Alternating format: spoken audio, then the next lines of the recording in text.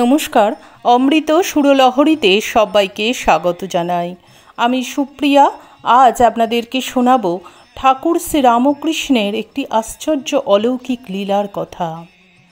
ঠাকুর যে কত লীলা করেছেন দক্ষিণেশ্বরের মন্দিরে তার কোনো ইতি নেই। ঠাকুরের এই লীলার কথা আমরা যখন চিন্তা করি সত্যি অবাক হয়ে যাই। ঠাকুর শ্রীরামকৃষ্ণ দক্ষিণেশ্বরের বুকে যে শিক্ষা কত মানুষকে দিয়েছেন, কত মানুষকে ভুল পথ থেকে ঠিক পথে এনেছেন, কত মানুষকে অহংকার মুছিয়ে দিয়েছেন, কত মানুষের দুঃখে শোকে তার কাছে এসে শান্তি পেয়েছেন, সেই ঠাকুরই একজনের এক অলৌকিক ঘটনা ঘটালেন তার চলে যাওয়ার পরে। ঠাকুর যখন স্থূল শরীর ত্যাগ করেছেন, সূক্ষ্ম শরীরে এক অলৌকিক ঘটনা ঘটালেন। চলুন আমরা শুনি সেই ঘটনাটি। ঠাকুরের শরীর যাওয়ার 15-16 দিন পরের ঘটনা। তখন রামলাল দাদা পূজারী ঠাকুরের ঘরেই থাকেন। খুব ভোরে মঙ্গল আরতিতে যাওয়ার সময় একদিন দেখেন উঠানে একজন জটা জুটোধারী সাধু। পা দুখানা যেন শিবের পায়ের মতো।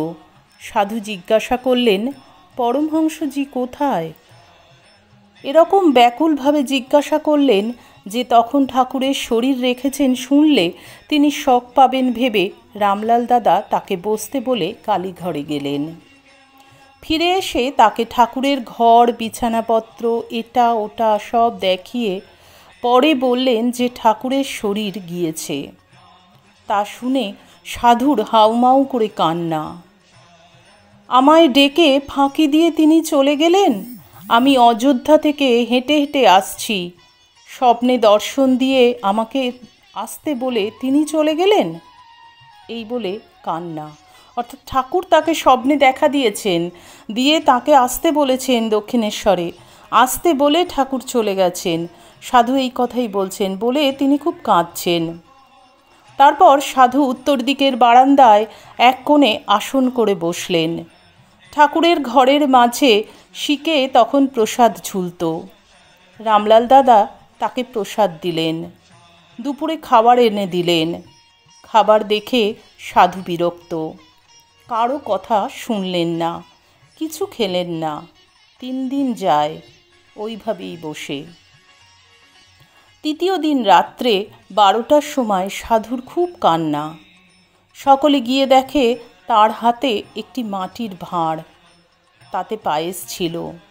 সাধু খেয়েছেন, হাতে মুখে পায়েসের দাগ। সাধু জানালেন ঠাকুর এসেছিলেন, দর্শন দিয়ে তাকে বকুলতলার ঘাটে গঙ্গায় নিয়ে যান। গঙ্গায় দাঁড়িয়ে তাকে মাথায় হাত দিয়ে আশীর্বাদ করেন ও ক্ষুধার্ত দেখে একটি মাটির ভাঁড়ে পায়েস খেতে দেন ও অন্তর্হিত হন।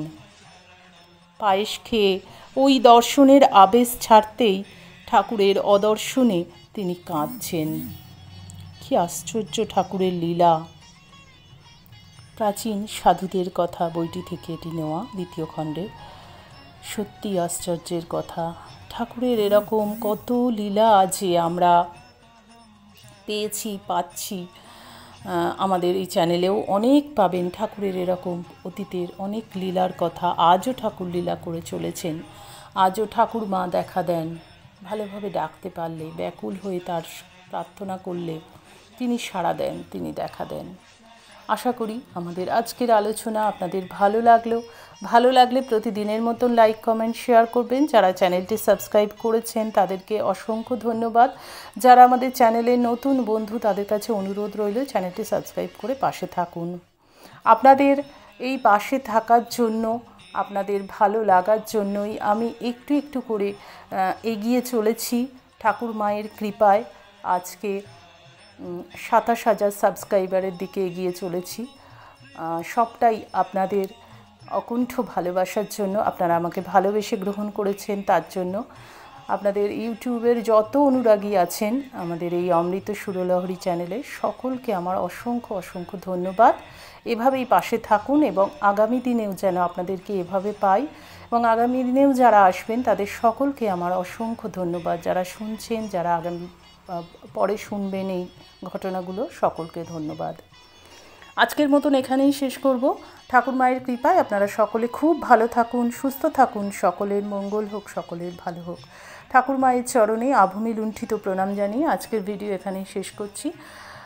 হরি ওম তৎসৎ। শ্রী রামকৃষ্ণ অর্পণমস্তু। জয় মা শারদেশ্বরী, জয় তু স্বামীজি মহারাজ।